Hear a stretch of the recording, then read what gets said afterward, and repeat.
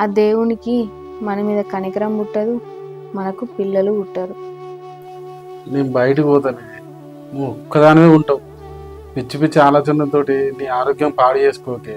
ఇంకా నేను చేసే పనేముంది, ఆలోచించడం తప్ప. ఇంత ఆస్తి ఉన్నా అనుభవించడానికి ఒక్క వారసుడు లేకపాయే. ఇన్ని మొక్కులు మొక్కుతున్నాం, ఇన్ని నోములు నొత్తున్నాం, ఆ దేవునికి మన మీద దయ లేకపాయే.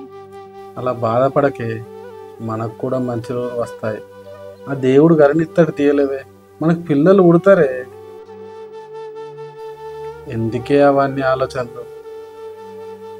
నేను నీకు, నువ్వు నాకు పిల్లలం కామా? నువ్వు ఎప్పుడు ఇట్లనే మాట మారుతావు. మనకు మంచి రోజులు వస్తాయని నాకైతే నమ్మకం లేదు. నమ్మకం ఉంది.